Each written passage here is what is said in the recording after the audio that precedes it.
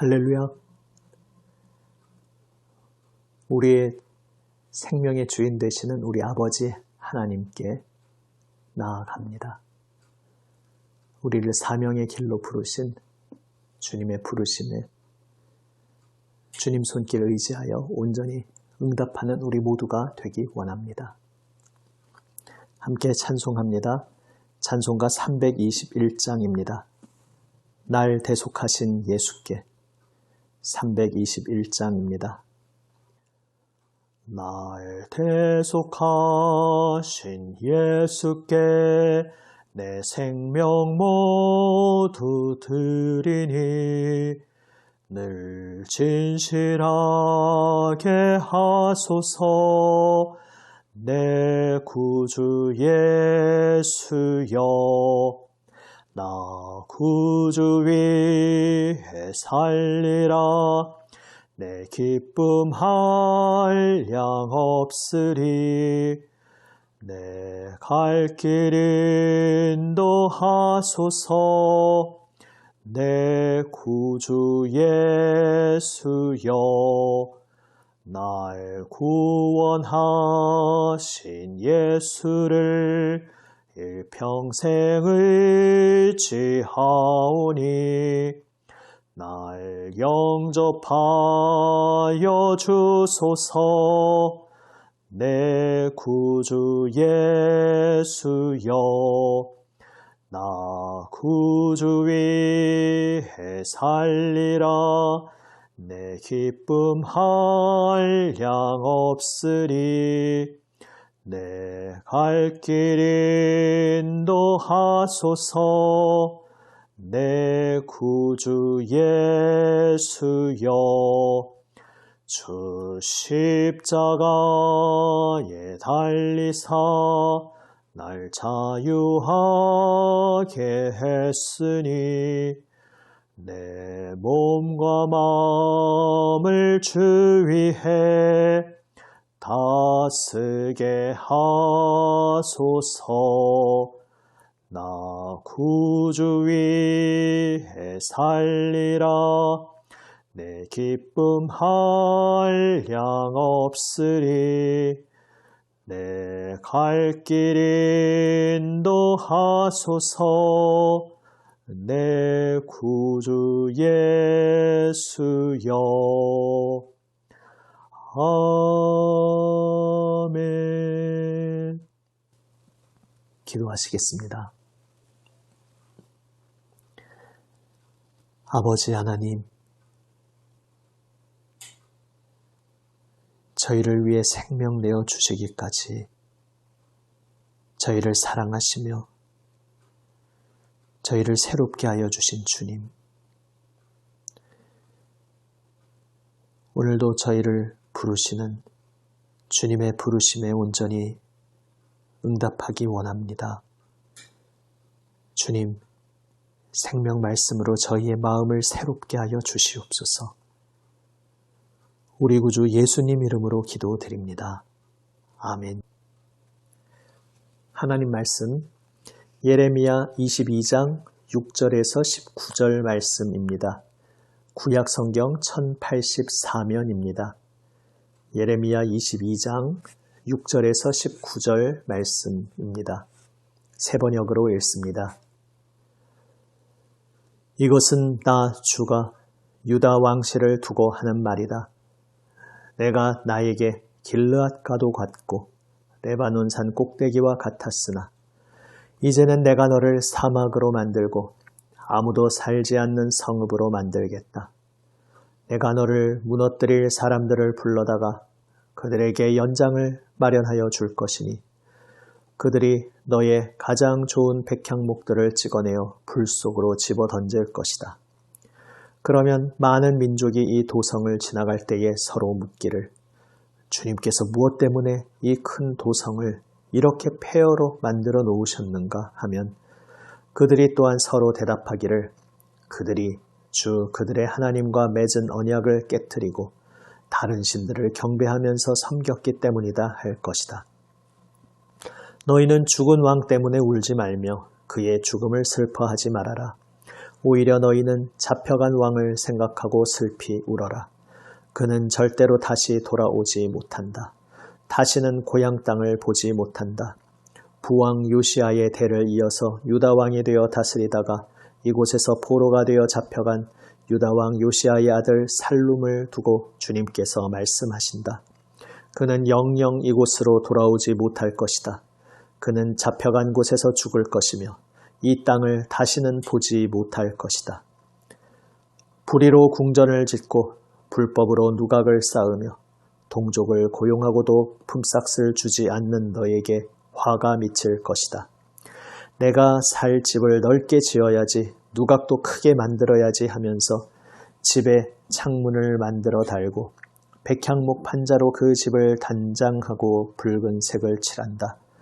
내가 남보다 백향목을 더 많이 써서 집 짓기를 경쟁한다고 해서 내가 더 좋은 왕이 될 수 있겠느냐?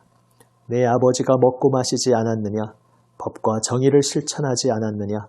그때에 그가 형통하였다.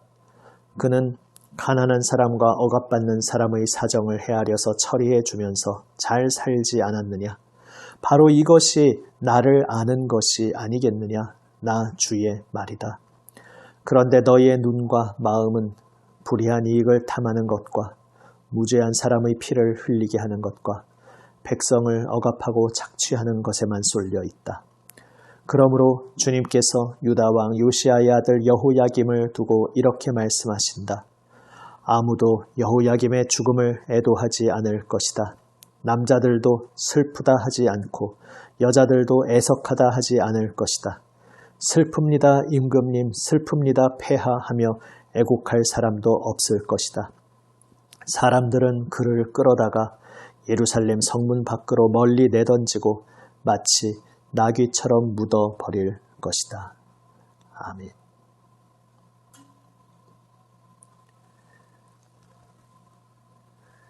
이제 멸망을 코앞에 두고 있는 시드기야 왕 때, 앞선 본문에서 보았듯이 시드기야 왕은 뒤늦게 하나님의 도우심을 요청했지만 하나님 앞에서 하나님 앞에 엎드림 없는 그저 위기를 모면하기만을 원하는 그의 기도는 하나님께 받아들여지지 않았습니다.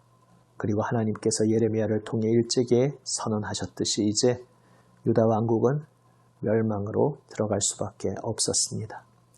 이제 이 유다 왕국은 완전히 끝났다 말씀하시는 그 하나님의 선언의 상징적인 표현이 끌려간 왕 살룸 여호아하스라는 이름으로 나중에 개명된 그 살룸 여호아하스 왕이 다시는 이 땅에 돌아오지 못할 것이라는 바로 거기에 이제 유다 왕국에게는 다시 회복될 미래가 없다는 그러한 선언이 담겨 있습니다.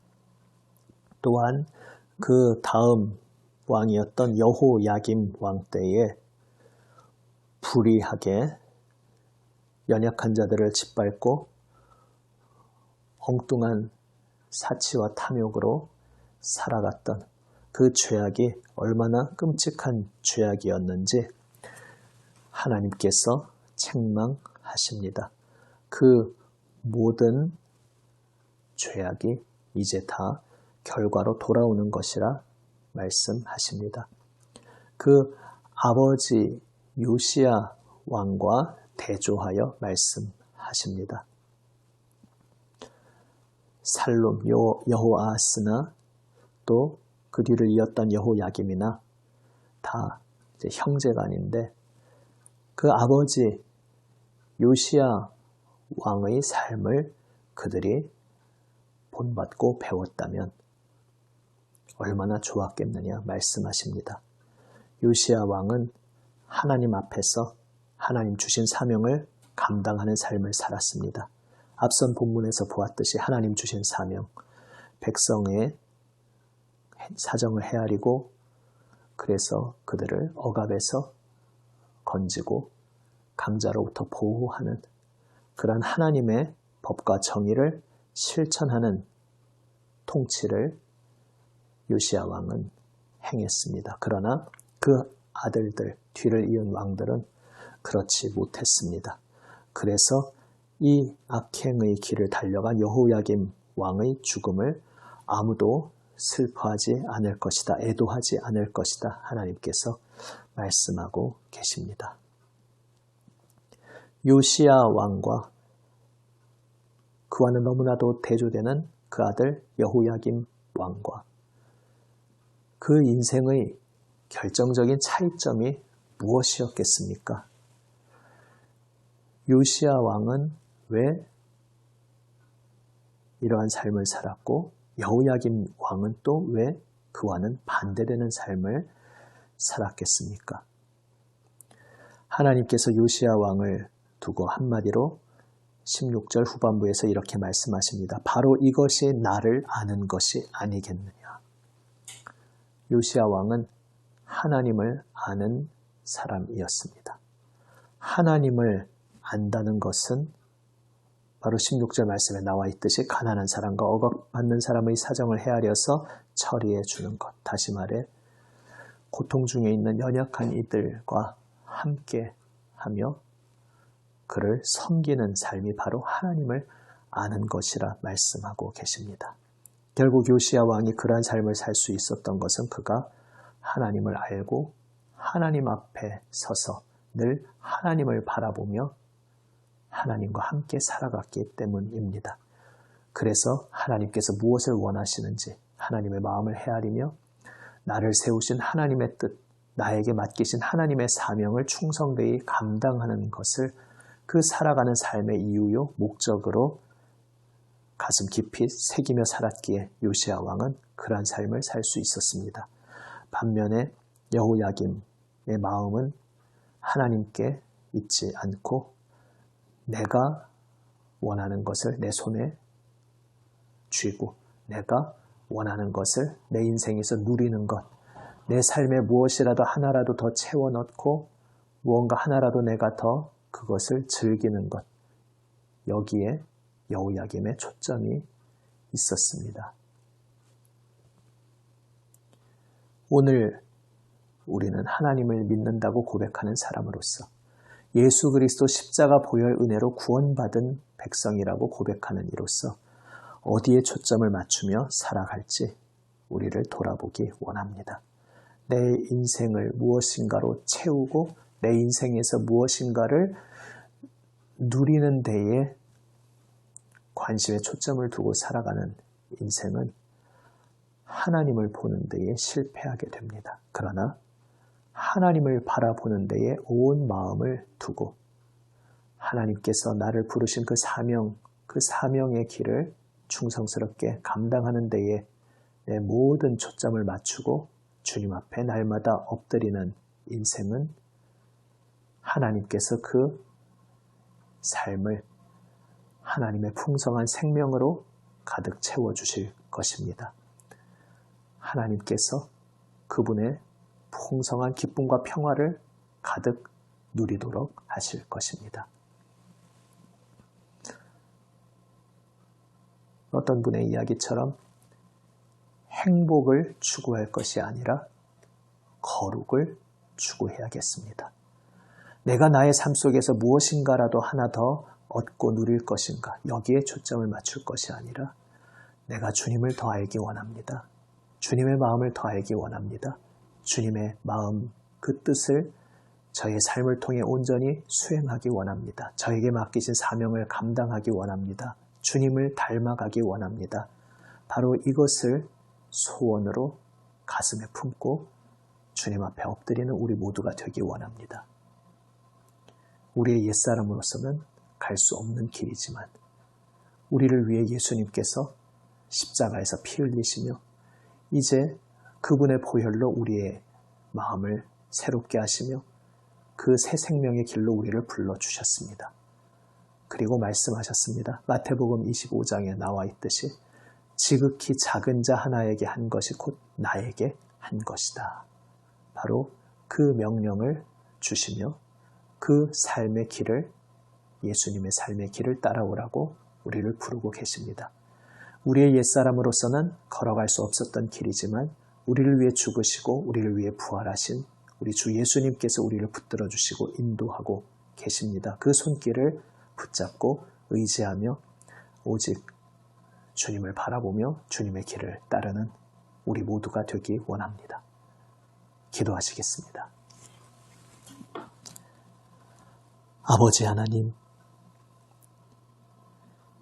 주님, 저희를 향하신 생명의 뜻을 더 알게 하여 주시옵소서. 주님을 아는 자 되게 하여 주시옵소서. 주님 부르신 그 사명에 깨어있게 하여 주시옵소서.